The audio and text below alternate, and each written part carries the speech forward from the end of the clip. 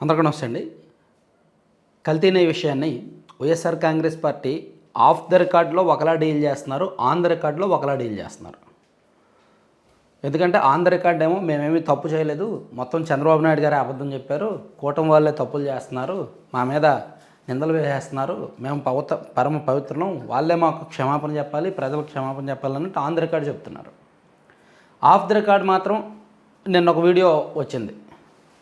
ఇంటర్నల్గా రోజా గారు, జోగి రమేష్ గారు, ఇంకా కొంతమంది వైసీపీ నాయకులు మాట్లాడుకుంటున్న వీడియో ఒకటి బయటకు వచ్చింది. మేబీ మీ అందరూ చూసే ఉంటారు. దానిలో జనం నమ్మారు, కల్తీ నెయ్యి విషయంలో నేషనల్ మీడియా హైలైట్ చేసింది. సో అంటే వైసీపీ ఒక రకంగా ఇబ్బందుల్లో ఇరుకుని పడింది అనే అర్థం వచ్చేలా వాళ్ళు ఆఫ్ ద రికార్డ్ మాట్లాడుకున్నారు. సో ఓవరాల్గా ఈ కల్తీ నెయ్యి విషయాన్ని రాజకీయంగా రెండు పార్టీలు కూడా, ఇటు టీడీపీ అండ్ జనసేన కూటమి వాళ్ళు కావచ్చు, అటు వైసీపీ వాళ్ళు కావచ్చు, ఎవరి వెర్షన్ వాళ్ళు చెప్పుకున్నప్పటికీ సామాన్యులు ఇక్కడ చెప్తున్నాను కదా, ఈ వైసీపీ వైపు మేబీ ఒక 30-35% ఉండొచ్చు కాక, టీడీపీ అండ్ కూటమి వైపు మేబీ ఒక 35-40% ఉండొచ్చు కాక, ఈ రెండింటికి సంబంధం లేకుండా కొంతమంది తటస్థులు, సామాన్యులు ఒక క్లారిటీకి రాలేకపోతున్నమాట వాస్తవం. కల్తీ జరిగింది కాబట్టి వైసీపీది తప్పనాలా, జంతు కొవ్వు కలిసింది అని ఆరోపణ చేసి నిరూపించలేకపోయిన ప్రభుత్వాన్ని తప్పుపట్టాలా, చంద్రబాబు గారిని తప్పుపట్టాలా అనే సందేహంలో ఉన్నారు. అదే కనుక చంద్రబాబు గారు అప్పట్లో మొదట ఈ కల్తీ అనే విషయం ఏడాది కిందట వచ్చింది కదా, సో అప్పుడే చంద్రబాబు నాయుడు గారు తిరుమల నెయ్యిని కల్తీ చేశారు, కల్తీ నెయ్యిని వాడారు. అంతకుముందు మేము గవర్నమెంట్ ఉన్నప్పుడు అంతకుముందు ఎప్పుడు కూడా క్వాలిటీ ప్యూర్ నెయ్యిని వాడేవాళ్ళం, కానీ వైసీపీ అధికారంలోకి వచ్చాక నెయ్యిని కల్తీ చేశారు, ఆ నెయ్యిలో రసాయనాలు కలిపారు అని చెప్పుంటే సరిపోయేది.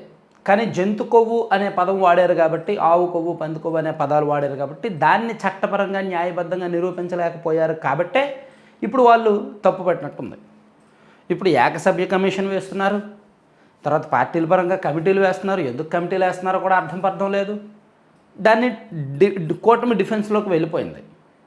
సో ఇక్కడ మీరు జాగ్రత్తగా అర్థం చేసుకోవాల్సింది ఏంటంటే, రెండు పార్టీలు ఆఫ్ ద రికార్డులో డిఫెన్స్లోకి వెళ్ళిపోయాయి, రెండు పార్టీలు ఆన్ ద రికార్డులో పోజు కొడుతున్నారు. మాదే నిజం, మాదే నిజం, మేము చెప్పిందే కరెక్ట్ అనేటట్టు. రెండు పార్టీల్లోనూ భయం ఉంది, రెండు పార్టీల్లోనూ ధైర్యం ఉంది.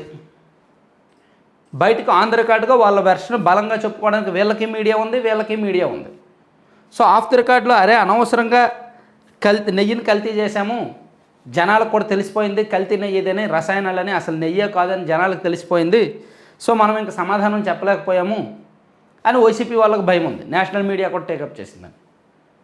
అరే అనవసరంగా జంతుకోబ్ అని చెప్పాము, తీరా సిట్ ఇన్వెస్టిగేషన్లోనేమో ఆ ప్రస్తావనే రాలేదు, ఆ ఛార్జ్షీట్లో ఆ ప్రస్తావనే లేదు, సో చెప్పింది అబద్ధమేమన్నా అంటే వాళ్ళు 50 తప్పులు చేస్తే 100 చెప్పినట్టు చేసినట్టు చెప్పాము, ఆ 100 ప్రూవ్ అవ్వలేదు కాబట్టి 50 చేశారు కాబట్టి ఆ 50 వాళ్ళు క్రెడిట్లోకి వేసుకుంటున్నారు అనేది వీళ్ళది.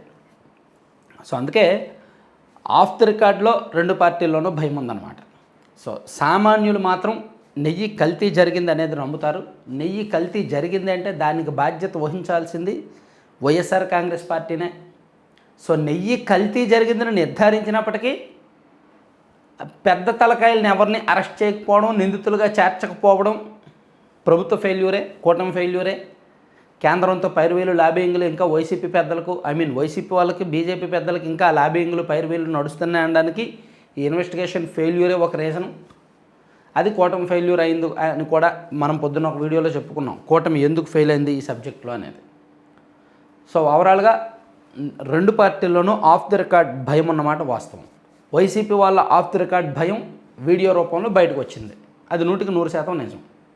అంతెందుకు నిన్న సాయంత్రం అర్నబ్ గోస్వామి డిబేట్లో ఈ కల్తీ నెయ్యి గురించే మాట్లాడారు. అర్నబ్ గోస్వామి ఏదైనా విషయాన్ని పట్టుకున్నాడంటే ఏకిపారేస్తాడు. వైసీపీని, జగన్మోహన్ రెడ్డి గారిని ఏకిపారేశాడు ఏకపక్షంగా. వైసీపీ వాళ్ళు ఇంకా సమాధానం కూడా చెప్పలేకపోయారు. అదొకసారి నెక్స్ట్ వీడియో చేస్తాను కొంచెం డీటెయిల్డ్గా. Thank you.